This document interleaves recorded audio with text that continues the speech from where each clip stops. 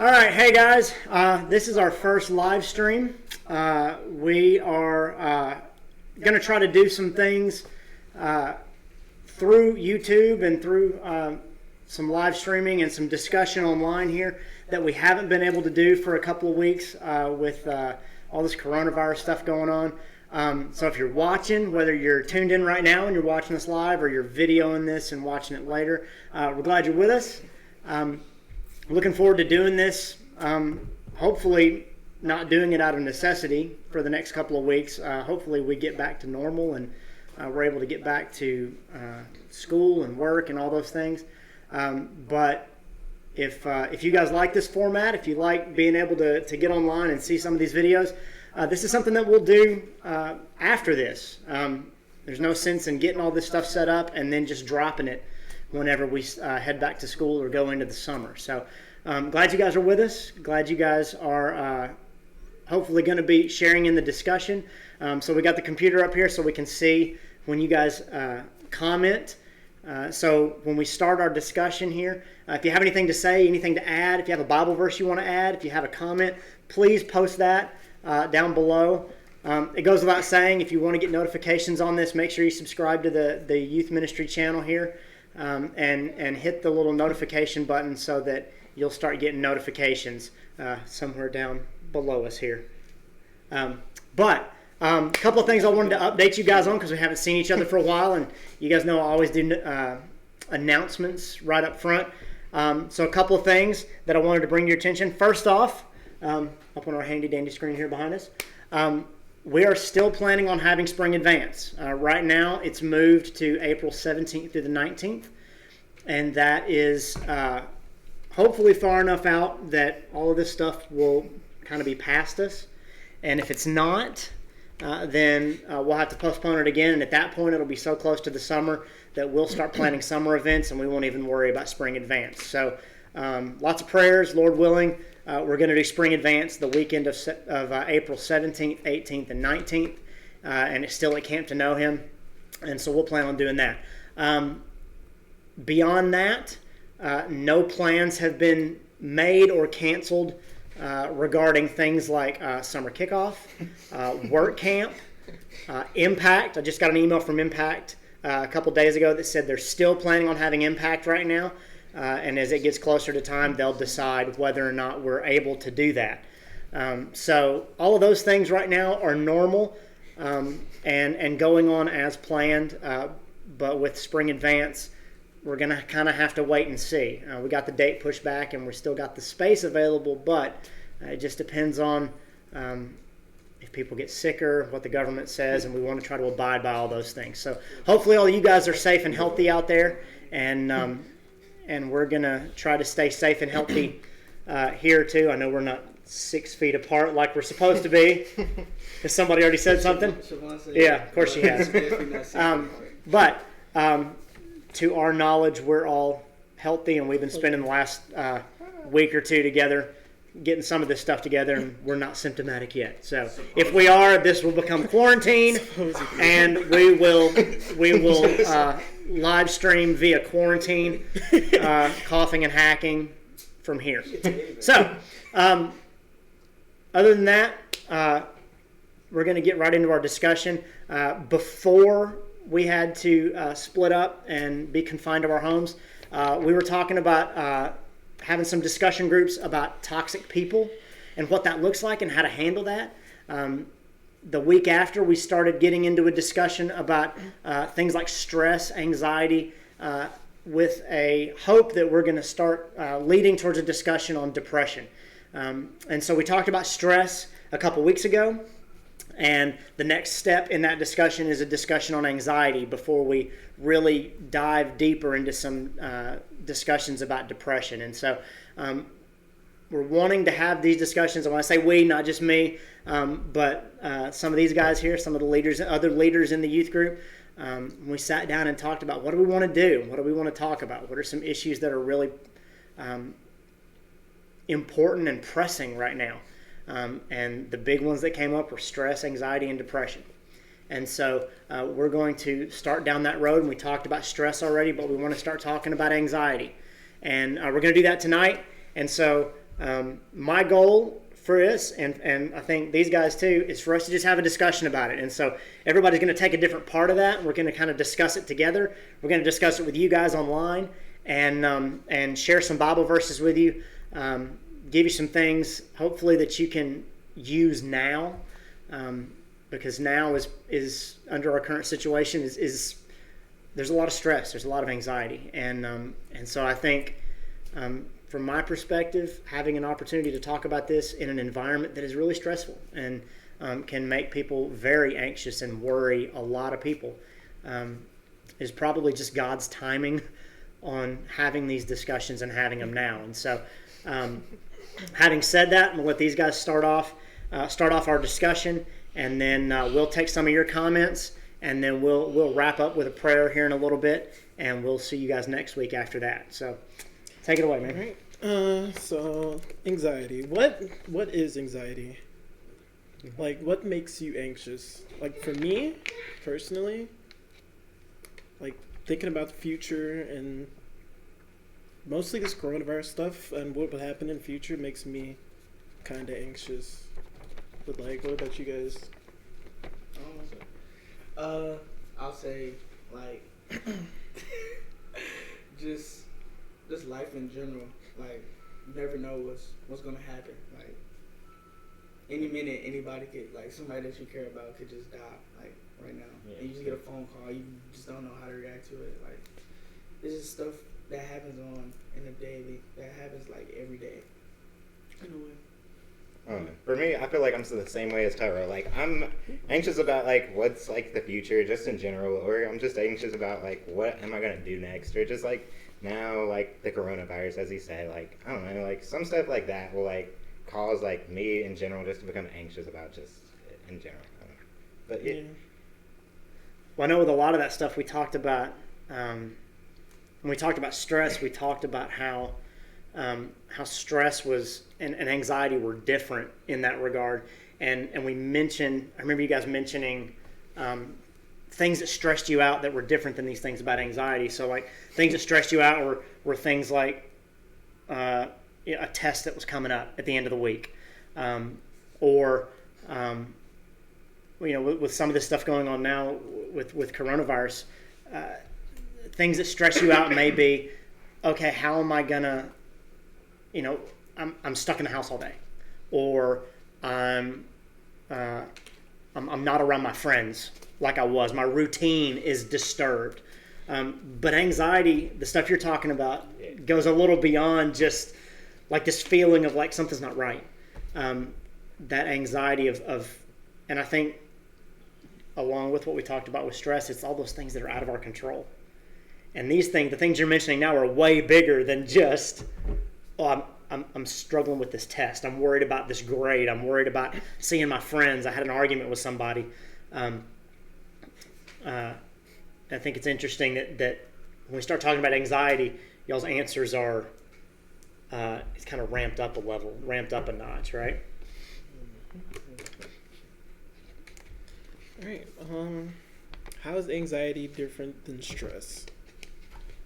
The doctor definition says, stress is an emotion triggered by a situation or the possibility of a situation that is usually short-term. And anxiety is a mental health condition that is caused by continued stress. You guys agree with that? Yes, definitely. Yeah. So I put, when we did our notes, I put doctor definition says, because we're not doctors. And I was actually surprised, especially looking at scripture, seeing, because there's a lot of verses, and we're going to look at some of them, that talk about, cast all your cares on Jesus, and don't worry about this, and don't be anxious about this. But in our culture, I think the Bible uses some of those words synonymously, interchangeably, and then our culture separates it out, like, oh, this is stressful, but do you experience anxiety? Well, they're two different things in our culture. And so whenever I was looking this up and we were talking about these things, I made sure to write down doctor definition, because in our culture, stress in our society is something that is an emotional response to something that's a short-term problem.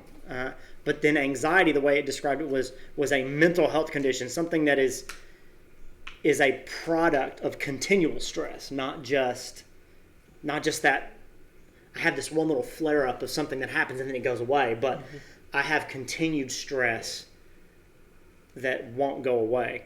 So I think I guess I'll ask Tyrell's question again. Like, so what kind of things make you anxious? If it's what kind of things would be a continued stress? Continued stress.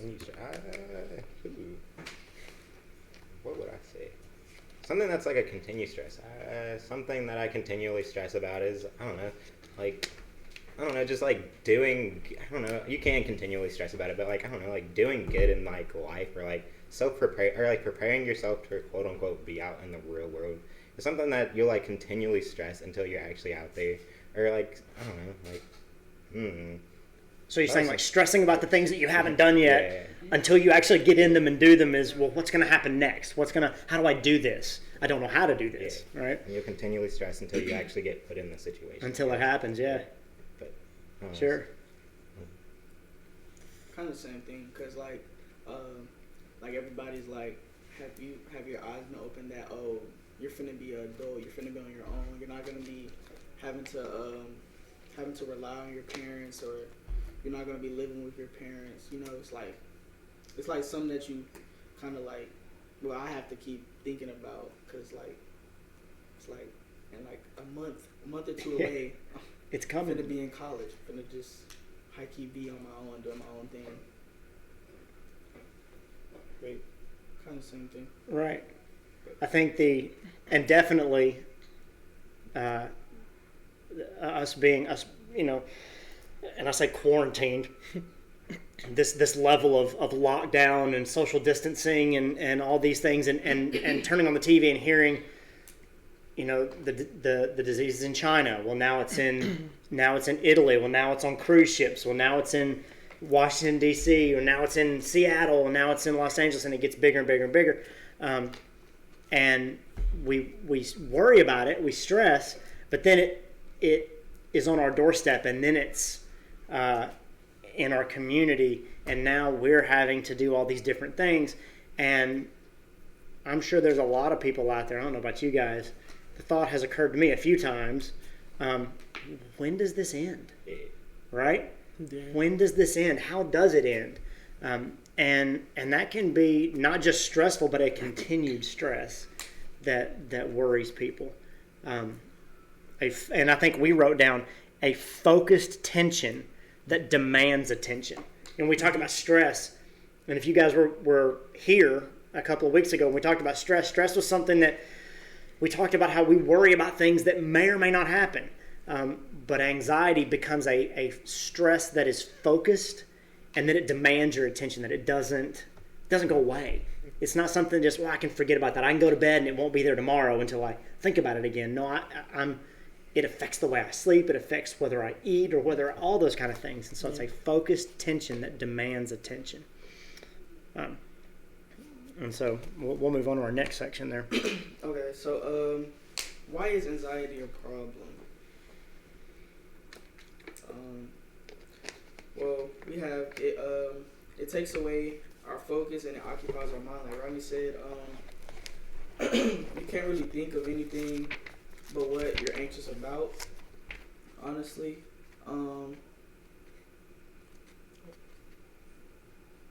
Wait. And we talked about it being a mental, that it can be a mental health condition too. I think one of the things we put down there was that it can make you physically sick. Yeah. That it can cause big problems. yeah, like it can speed up your heart rate and your breathing rate, and it can make you like sick to your stomach, nauseous or whatever. Mm-hmm. Absolutely. Siobhan said, yes, changes to my routine definitely can cause anxiety for me. It's so much harder not knowing how long this is going to last. Absolutely. I think I know with Asher and some of his some of the things he was dealing with growing up, that he still deals with. Just little things like being able to tell him that hey, in 30 minutes we're going to go do this. Hey, in 15 minutes we're going to go do this. In 5 minutes we're going to go do this. Where there's a countdown where he knows it's coming, rather than just showing up and going, hey, we're going to go. And him having to suddenly change. You could see it, especially in a little kid. You could see this jolt in his body of, now I've got to change, and it affects everything in you. And now imagine, and you guys have experienced that. We've talked about that. I'm sure a lot of us have experienced that, where something happens, and it may not be a physical jolt to your system, but you feel it. It's this weight that hits you. Something happens, and I'm sure the closer you guys get to graduating, there's this emotional weight of what's coming, what's going to happen, and until you step off into it, and I think we'll get to some of that, but yeah, it can cause all kinds of problems, and like Siobhan said, changes to your routine, and this changes everybody's routine, and you're not just having to learn how to do things, but the things that you relied on, you can't rely on anymore, right? A lot of people relied on going to work, being around friends, and that's a lot harder to do now. So, another point that we made was it causes problems in relationships, etc. because we can't make smart, logical choices. We tend to let our brains make our decisions instead of us doing what we know is right or listening to our first thought or heart. Right. I mean, I think when we talked about that before, we talked about this idea of an upstairs brain, a downstairs brain, right? That we have this, if your brain was a house, that you have, the upstairs would be where you live, right? Would be the higher functions, where you think through things logically, where you're an ethical person, you're morally right and morally good. I'm going to think through this. I'm going to be patient. I'm going to be calm. But then you have this downstairs brain that would be self-preservation and the part of you that reacts to problems. And we talked about that with toxic people too, that you can't rely on that part of you, that when something bad happens, don't snap, don't lash out. But that's that downstairs brain. And so what do you guys think? I mean, we talked about that upstairs brain, that downstairs brain making those decisions when you're anxious, when you're stressed. How important do you think it is to make smart, logical choices, and what does that look like day to day in your families, in your schools? What does that look like? So like making smart logical choices. Why is that important to things like relationships and family and grades, and why is that important? And why does it fall apart when you don't do that? Because, so like for me, I don't know. So I don't know if I'm saying or answering this even right, but like making like a smart, logical choice can, like, I don't know, to me, it's just like, I don't know, I've been preached to and like told about like your entire, like, I don't know, it's from my dad, but like it's fine. But he always tells me, and he'll go on a tangent about how like all life is about is like choices, and that's all that you have. Like you can either, like, I don't know, you can make a good choice or a bad choice, or however you make to choose to do your decision. I'm using the word a bunch, but still. All right, but it's all about like choices, and then it's just like the choices that you make end up building the person that you are, or it'll lead you to where you're gonna end up being, and then like I don't know, it's because of the choices that you make, then it can only go, I don't know, I'm going on a real long, not a long tangent. I don't know what I'm saying at this point. I think you're right. But like, I don't know, it's just about, I don't know, the choices that, I don't know. What was I gonna say? It's honestly like you were saying about like not to do the right thing. It's like your character and like your integrity.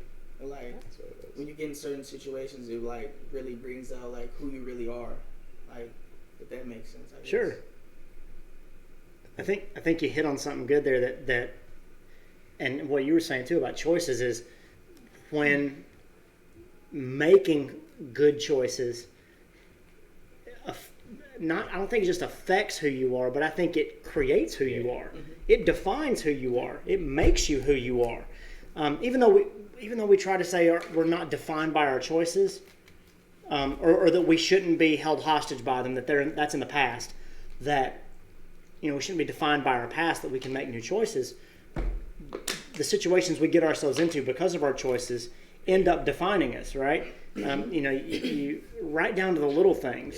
You make a choice to do, to go do X, Y, and Z instead of going to a job or studying for a test and you get a bad grade on it, or you get fired from your job and then you move to another job, or you have to go through a class again, or you have to study harder for the next test.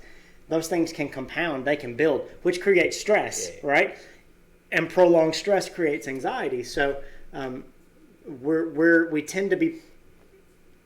we can end up being held captive by bad choices, I think, which is why I think it's so important to not be held captive by things like stress and anxiety, but to still try our best to make good decisions, and why being in the midst of a mental health condition like anxiety when it's at its worst, because I think some people would say, oh, I'm anxious, but it's not a mental health condition. And some people definitely are having a mental health crisis with anxiety, and it's not as easy as just saying, we'll just make better choices.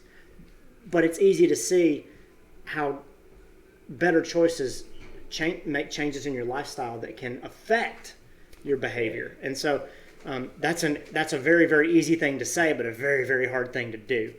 And I think we've got some things down here to talk about. How do we fix it? How do we prevent it? So I'll let you guys take some of that, because that's the next section of our discussion here. All right. So then we have how do you prevent it, or how do you fix anxiety in general? And then we came up with calm down and breathe, because I don't know, when you're anxious, I don't know, your heart, you're upbeat and you're on tempo, and then at that time, he was saying, your choices are the choices that you'll make while you're anxious, while you're in that motion, I guess. Well, I don't know, they're not gonna be the same as if you were as he said, in your upstairs brain versus your downstairs brain. So then calming down and just breathing, I mean, it'll just slow you down, and then you can actually have time to think about the situation and just reassess yourself. And then what else do we come up with? We said to talk to somebody and to get somebody else's get their perspective on a situation. So I mean, being alone and while you're anxious or you have anxiety, it's not always the best situation. And I mean, it's always good to quote unquote talk it out to somebody, or just to even we also have write it down, or what else is there?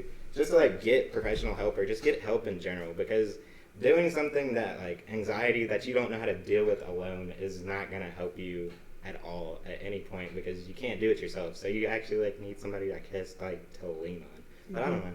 And then what else is there? I think you had that Philippians verse. Yeah. I had it marked down for you, or you've got it on your phone. I went ahead and opened up to it too.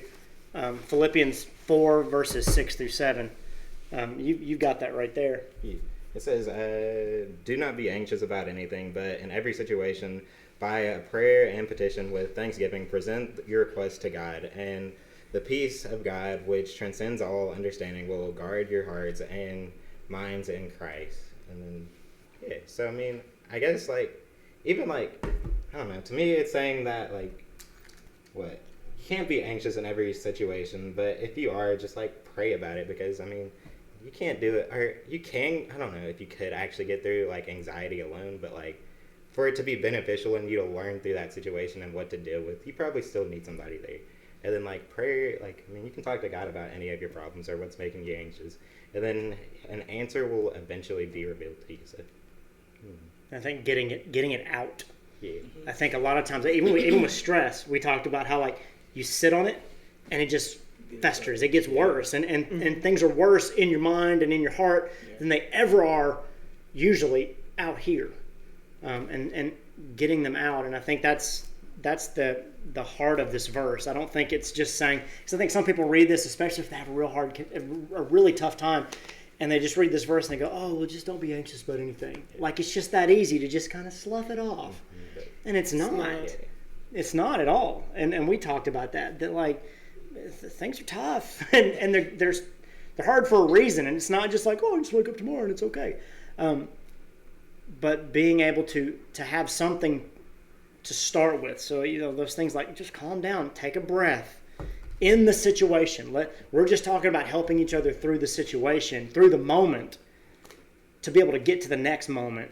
And if that requires us to get help or do those things, prayer. And if we're going to read the Bible and we're going to use the Bible, we need to trust the Bible when it says things like, hey, there's such a thing as the peace of God. There's such a thing as bringing your cares and your worries to God with thanksgiving and praying and doing those things. And so I think that's a really good one. That's one that we've used for stress. That's one we're going to use for depression too, and we're going to dig into it a little deeper. But I know, who had the next verse? One of you guys had the next one. I did. Go for it. Galatians 6:2. Carry each other's burdens, and in this way you will fulfill the law of Christ. Basically, when I read this, it's like what you said earlier with just talk to somebody. Or if you see someone else like with anxiety issues or they're stressed out or something, just try to help them out in any way possible. Yeah, I mean, we talk about this a lot. We're not designed to do this alone. If you read, and I've told everybody else in the youth group too, you can't find anything in Scripture that is absent of a relationship. And if you do, it's usually when somebody's doing something wrong. You know, guys like Elijah that are running away from God. Adam and Eve hiding from God. All these different things where people did something against God are the times where you find people alone, unless they were withdrawing from a crowd to fellowship with God, right? Where Jesus goes into the garden, he prays by himself. Those were times where he withdrew to connect with someone. You will be hard-pressed to find anything good in the Bible that has happened outside of relationship. Everything in the Bible that's good happens inside relationship. Between God and Jesus, between God and us, between each other, between Jesus and the church, like all these different things, it's all surrounded around relationship. And so something as simple as carrying each other's burdens, and I love what he says, that you'll fulfill the law of Christ, right? And that's not something that happens overnight, right? Mm-hmm. That's something that takes time. Yeah.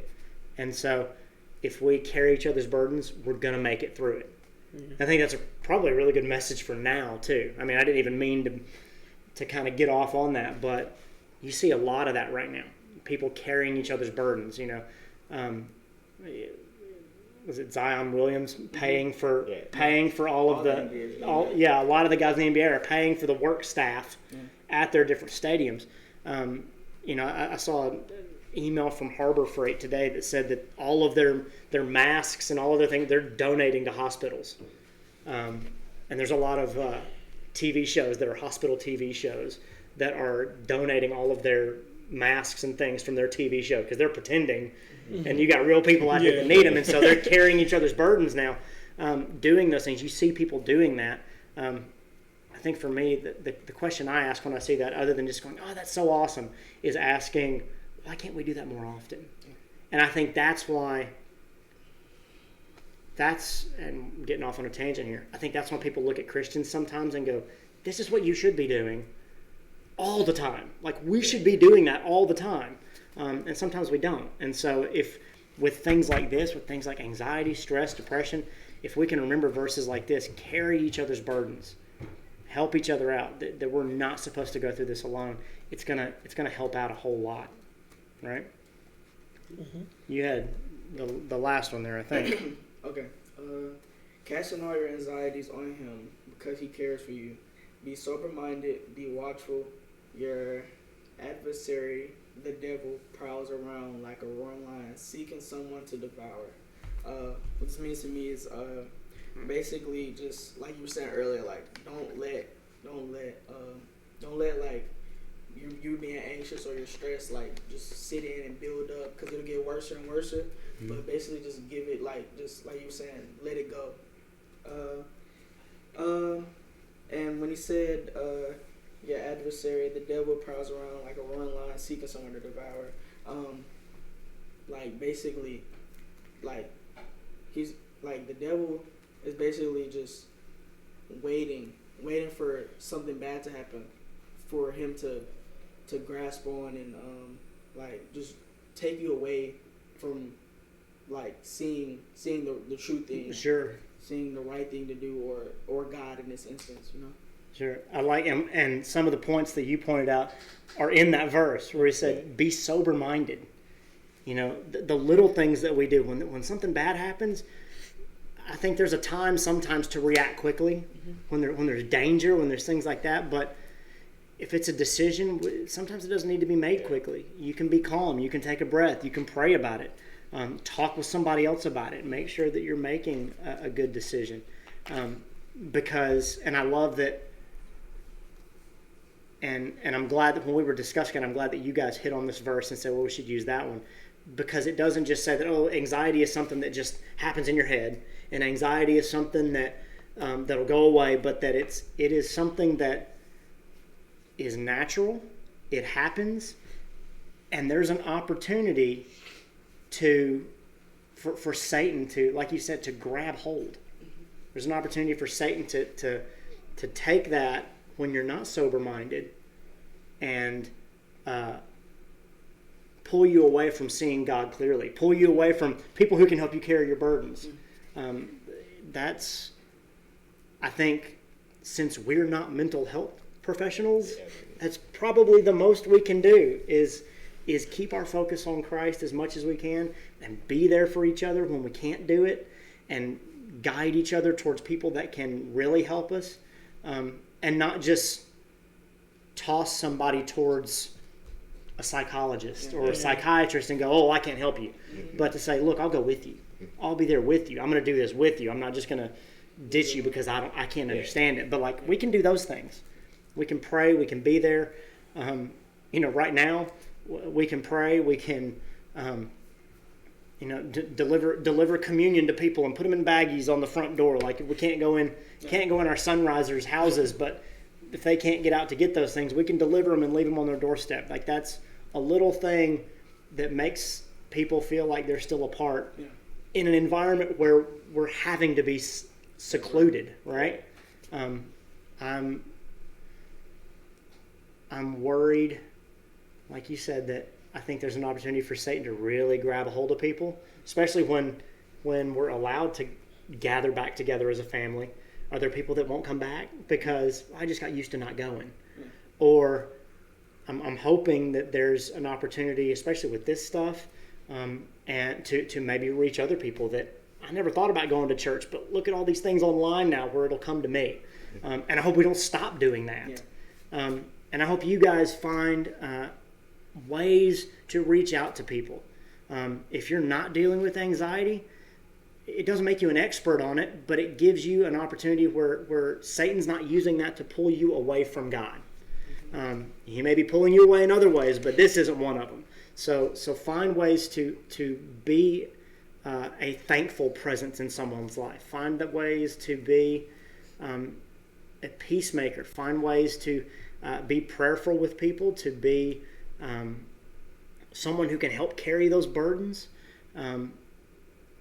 And like the verse in Philippians said that Tyrell read, that the peace of God that transcends all understanding will guard our hearts and minds. That there's something out there, if we believe God's word, there's something out there that is beyond our understanding that's going to make all this better. And I think as Christians, we have to believe that, right? We have to trust in that. We have to see that through. And so,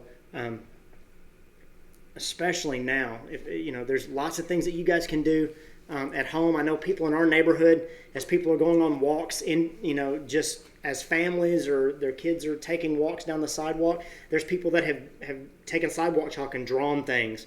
I think the people in our neighborhood some of the kids went on a bear hunt, and people in our neighborhood put teddy bears in their windows and stuff so that the kids could find them, right? There's all kinds of things we can do. We may have to get creative, but if we're serious about being Christians and we're serious about the presence of God in our lives, how are we showing it? Especially now, when everybody's saying, when's this going to end? When things are going to get better? I'm so anxious. I'm so stressed. I don't know what to do. We don't have to stand up and go, I've got the answer. We can just stand up and go, hey, we're going to get through this. Do you guys have any any thoughts to share as we're wrapping up here? Something to find this TikTok for you. Okay. It was talking about this exact thing. Well, while you find it, I'm going to share. I found I'm going to put it up on the screen behind us. I found signs. Just if you're curious whether or not you're dealing with anxiety, here's what anxiety can look like in people. And you see the note up there telling you where this is from. Signs of high functioning anxiety. People pleasing due to fear of driving people away. People crave attention. They want people in their lives, so they do whatever it takes to keep them in their life rather than doing what they want to do, which means people become something they aren't, so that people will stay around them. Procrastinating, followed by long periods of hard work to the point of burnout. So you don't feel like doing anything. You don't feel like doing anything at all. And then suddenly, oh no, I need to do something. And you work really hard and that burns you out and you don't want to do it again. Here's something that we hit on too. Overthinking and overworking due to fear of failure. And that's probably a big one in school. I don't know about you guys. Even when I was in high school, like you could see, and in college too, people that would overwork and overthink because they were so afraid of failing. They wanted to think through every single possibility. And here's the ones we talked about: calming down, breathing, doing these things. This hits that. Disturbed sleep patterns, unable to relax due to racing thoughts, overly busy due to a fear of saying no. And then when it gets into mental health issues too, you've got things like alcohol or substance abuse as a coping method, where people they're not coping with it the way they should. They're not talking about it. They're not surrounding themselves with other people, so they turn to things that will help numb it. Yeah. Like alcohol and drugs. And Absolutely. Toxic relationships. You get right back, and we can see, through some of our discussions with toxic people, how you can get back into that cycle. And I think we talked about with toxic people, how do we make sure we're not that person? How do we make sure that we don't fall victim to this? And that sometimes people that are toxic, they may be dealing with some of these things, and we have to use that upstairs brain. We have to think smart, think logically, and understand that they're struggling with something too. That sometimes anxiety in our lives is, I love the way Eric put it, that Satan can get a foothold and really mess with our lives because we're so worried about messing up that we don't do anything, right?